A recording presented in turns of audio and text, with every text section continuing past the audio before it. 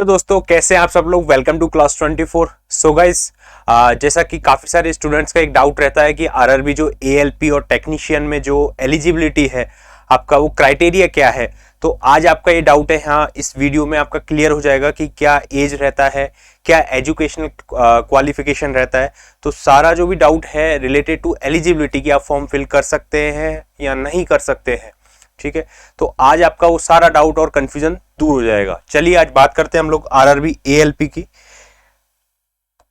तो RRB ALP जो है आपका, आपको पता है आरआरबी जो है रेलवे रिक्रूटमेंट बोर्ड, ये आपका हर 4 या 5 साल में जब चुनाव होते हैं तभी ये वैकेंसी आपकी निकलती है।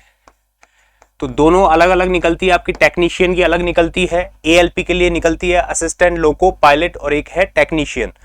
ये रिक्रूटमेंट जो है वो अब संभावित है आने के लिए, क्योंकि 1,52,713 जो एक रिक्रूटमेंट का एक नोटिस आया था, जिसके अंदर अभी ये डिसाइड नहीं हुआ है कि कितनी वैकेंसीज आएगी। देखिए काफी सारे लोगों ने इस चीज को डिसाइड कर लिया है कि इतने नंबर ऑफ वैकेंसीज आ रही है, बट एक ओवरऑल वैकेंसी का पता चला है 1,52,713 वैकेंसी है, जिसके अंदर टेक्निकल नॉन टेक्निकल सारी पोस्ट रेलवे के अंदर इतनी फिल की जानी है। चलिए अब बात करते हैं एलिजिबिलिटी क्राइटेरिया की। देखिए सबसे पहले जो क्राइटेरिया होता है वो होता है कि आप एज जो है, पहला फैक्टर आता है एज फैक्टर। चलो एज फैक्टर की बात करते हैं। एज फैक्टर कितना है इसमें हम लोग बात करते हैं। एज फैक्टर जो है वो होता है मिनिमम 18 साल के आप होने चाहिए, कम से कम 18 ईयर्स के, और maximum is 28 for open category या फिर अनरिजर्व्ड कैटेगरी। जो जनरल कैटेगरी स्टूडेंट है उनके लिए ये एज जो है 18 to 28 है। बाकी आपके एसटी एससी के लिए रिलैक्शन है, ST and SC according to जो आपका रिजर्वेशन एक्ट है उसके according +5 years, okay, and +3 years जो है वो हमारे ओबीसी जो कैंडिडेट्स हैं उनके लिए आपके डिसाइड हुआ है, एंड +10 ईयर्स जो हमारे होते हैं फिजिकल हैंडीकैप जो पीडब्ल्यूडी कैटेगरी के अंदर आते हैं, जो PWD1 PW2 3 जो भी इसमें आती है कैटेगरी, उनके लिए 10 ईयर्स रिलैक्शन है। एसटी एससी के लिए +5 ईयर्स आप ऊपर नीचे कर सकते हैं। 18 अगर 18 to 28 आ रहे हैं, उसके बाद अगर +25 आपकी एज में आप आ रहे हैं और एसटी एससी से बिलोंग कर रहे हैं तो यू आर एलिजिबल फॉर, ठीक है। ये एज फैक्टर है जो आपको काफी ज्यादा कंफ्यूजन रहता है बच्चों को, तो अब बिल्कुल कंफ्यूजन नहीं आएगा for the RRB ALP technician. जो भी रिक्रूटमेंट आपका संभावित जो भी आने वाला है दिसंबर या फिर जनवरी, जब भी फॉर्म फिल होगा, पहला फैक्टर तो ये है। चलिए दूसरे फैक्टर की बात करते हैं हम लोग अब, कि क्या एजुकेशनल क्वालिफिकेशन रहती है सर। ये भी एक बहुत बड़ा फैक्टर है कि चलो एज आप डिसाइड कर लिया आपने कि एज हम लोग बिलोंग कर रहे हैं एज के अंदर, ठीक है।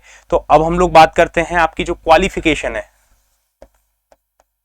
सेकंड जो है कि आप एलिजिबल हैं या नहीं है। क्योंकि देखो आप बेकार में अगर आप अपनी पढ़ाई कर रहे हैं तो कोई मतलब नहीं उसका सेंस, ठीक है। आप पहले ये देख सकते हैं कि फॉर्म फिल आप कर सकते हैं या नहीं कर सकते। देखिए फॉर द एएलपी के लिए कुछ और टेक्नीशियन के लिए कुछ माइनर डिफरेंस है ना, दिखा देता हूं मैं आपको। देखिए आपने 10th कर रखा है, अगर आपने 10th कर रखा है प्लस आईटीआई वाला कोर्स कर रखा है, जो आपके आईटीआई कोर्स होता है, ठीक है। पहला फैक्टर तो ये है कि अगर आपने 10th कर रखा है और आईटीआई कोर्स कर रखा है 10th के साथ। दूसरा जो फैक्टर है, अगर आपने 12th कर रखा है सीनियर सेकेंडरी, ये हायर सेकेंडरी है, ये सीनियर सेकेंडरी प्लस आईटीआई कर रखा है तो भी आप एलिजिबल है। तीसरा ये है कि अगर आपने डिप्लोमा किया हुआ है, diploma in engineering, diploma in engineering, ठीक है।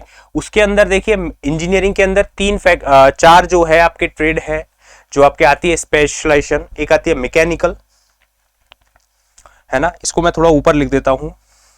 एक तो आती है मैकेनिकल आती है आपकी, एक ऑटोमोबाइल है ना, इसको मैं ऊपर लिख देता हूं, है ना। तो देखिए, है ना, आपका डिप्लोमा जो है, डिप्लोमा इन इंजीनियरिंग, इसके अंदर आपका मैकेनिकल, अगर मैकेनिकल स्पेशलाइजेशन है प्लस ऑटोमोबाइल है तो भी आप एलिजिबल है, प्लस आपका इलेक्ट्रिकल है तो भी आप एलिजिबल है, प्लस इलेक्ट्रॉनिक्स जो है आपके, अगर आपने इनमें डिप्लोमा किया हुआ है देन यू आर एलिजिबल। ठीक है, तो इतना घबराने की जरूरत नहीं है। और आप अपना, मैंने आपको वो बता ही दिया है कि एज जो फैक्टर है। ठीक है, चलिए, और एक और जो चीज आती है वो आती है आपकी डिग्री इन इंजीनियरिंग। अगर आपने इंजीनियरिंग में डिग्री है आपके पास तो भी आपके पास you are eligible. These are the qualification factor. 4 qualification factor है। अगर आपने 10th के साथ आईटीआई किया हुआ है या फिर आजकल अप्रेंटिस वाला कोर्स भी इसमें एडेड है, कंप्लीट अप्रेंटिस वाला कोर्स है, अगर वो भी आपने किया हुआ है इनके साथ तो यू आर एलिजिबल। ठीक है, तो these are the ALP. For the ALP के लिए आप एलिजिबल है। ये अगर आप इन क्वालिफिकेशन में किसी भी एक में भी आप एलिजिबल है, अगर आपने ऐसा कोई भी कोर्स कर रखा है, डिग्री ले रखा है, तो आप आराम से एएलपी का कोर्स, एएलपी का जब भी फॉर्म फिल होगा आप भर सकते हैं। और आपका जो एज है मैं ऑलरेडी बता चुका हूं। ठीक है, देखिए टेक्नीशियन के लिए एक छोटा सा माइनर फैक्टर जो है उसमें यह है, टेक्नीशियन के लिए डिग्री वाले नहीं भर सकते उस फॉर्म को अभी तक, एज एप्लीकेबल नोटिफिकेशन के अकॉर्डिंग। अगर नया नोटिफिकेशन में कुछ चेंज होता है वो बात अलग है, लेकिन अभी तक ये है कि उसमें डिग्री वाले फॉर्म फिल नहीं कर सकते फॉर द टेक्नीशियन के लिए, है ना। आपके जो टेक्नीशियन के लिए आपके डिग्री वाले फॉर्म फिल नहीं कर सकते। एंड उसमें आपके ये है कि अगर आपने 12th किया हुआ है with PCM, physics and math, अगर आपने किया हुआ है 12th किया हुआ है विद फिजिक्स या फिर फिजिक्स प्लस मैथ दोनों से, then you are also eligible for the. ये एक छोटा सा फैक्टर है जो इसमें नहीं है एएलपी में, और एक टेक्नीशियन में एक फैक्टर इसमें जोड़ा गया है। 12th प्लस फिजिक्स आपकी एंड मैथ जो सब्जेक्ट होता है PCM, physics chemistry and math, अगर वो आपने ले रखा है फिजिक्स एंड मैथ, है ना, दोनों सब्जेक्ट कंपलसरी है इसके अंदर, then you are eligible for the technician post. Okay, so ये जो चीजें थी, बेसिक फीचर था कि आप आरआरबी एएलपी के लिए एलिजिबल है या नहीं है। एज और क्वालिफिकेशन आपको मैंने बता दिया है। नेक्स्ट जो वीडियो आने वाली है उसमें हम लोग डिस्कस करेंगे कि क्या सिलेबस होता है, क्या एग्जाम पैटर्न होता है और क्या स्ट्रेटेजी होनी चाहिए आपके। चलिए, थैंक यू। अगर आपने चैनल को सब्सक्राइब नहीं किया है तो चैनल को सब्सक्राइब जरूर कर लेना। और एक काफी बच्चों के मैसेज आते हैं कि सर एक कोर्स जो है basic science and engineering drawing का, वो मैं ऑलरेडी लॉन्च कर चुका हूँ 26 दिसंबर क्लास 24 चैनल के ऊपर। ये जो कोर्स है ये 5 दिसंबर जो है आपकी जो डेट आने वाली है 5 दिसंबर तब से स्टार्ट होगा, 5 दिसंबर। तो आपने अगर एनरोल नहीं किया है तो बिल्कुल एनरोल कर लेना। इसके अंदर आपको बिल्कुल कॉस्ट है, बिल्कुल मिनिमम कॉस्ट मिलेगा। 399 is the only cost for the basic science and engineering drawing, जो आपके आरआरबी एएलपी सीबीटी 2 के अंदर 40 मार्क्स का वेटेज रखता है। और इसके अंदर आपको क्या क्या मिलने वाला है, सबसे पहले तो बहुत ज़्यादा डिफिकल्ट जो आप सोचते हो इंजीनियरिंग ड्राइंग है वो आपको कंप्लीट कराई जाएगी, बिल्कुल थ्योरी और बिल्कुल जीरो लेवल से। एंड आपको पता है कि कोर्स काफ़ी बड़ा है, 100+ आवर्स का ये वीडियो लेक्चर्स होने वाले हैं, थ्योरी क्लास पूरा होगा।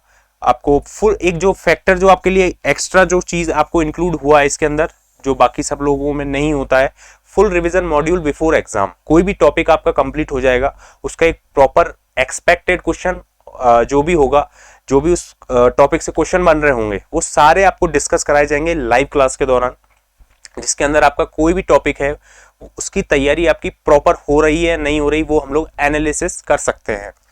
ठीक है, आपको पीडीएफ मिलेगा, पीवाईक्यू जो आपके लग चुका है 2019 में जो सीबीटी 2 हुआ है एएलपी के लिए, उसके सारे पैटर्न के क्वेश्चंस वगैरह सारे आपको चीज़ें एलिजिबल, सारी चीज़ें आपको मिलने वाली है इसके अंदर। और प्रैक्टिस सेशंस हम लोग रखेंगे टाइम टू टाइम, एक मैराथन रखेंगे जिसमें आपका हर टॉपिक का अच्छे से रिवाइज हो रहा है नहीं हो रहा, कितना प्रैक्टिस करने की जरूरत है, वो सारा आप एनालाइज कर सकते हैं ड्यूरिंग इस कोर्स के दौरान। अगर आपने कोर्स नहीं लिया है तो जाकर क्लास 24 की ऐप आपको डाउनलोड करनी पड़ेगी। क्लास 24 की ऐप डाउनलोड करना प्ले स्टोर से, उसमें रेलवे सेलेक्ट करना, रेलवेज के बाद एएलपी आपको सेलेक्ट करना है। देन नेक्स्ट आपको basic science and engineering drawing by Shubham sir मिल जाएगा। और आपको जो कॉस्ट है, ओवरऑल कॉस्ट है वो 399 is the only cost. Okay, इसको आप एनरोल कर लीजिए, बाकी आपके लिए बहुत बेनिफिट होने वाला है। अगर आप आरआरबी एएलपी के लिए तैयारी कर रहे हैं जो 2023 में आने वाली है वैकेंसी, तो आपके लिए बहुत बेनिफिट करेगा, क्योंकि मेरिट लिस्ट जो है वो सीबीटी 2 से बनता है। तो जाकर कोर्स लीजिए और आपके लिए बहुत फायदेमंद होने वाला है। चलिए, thank you so much video को देखने के लिए। Take care.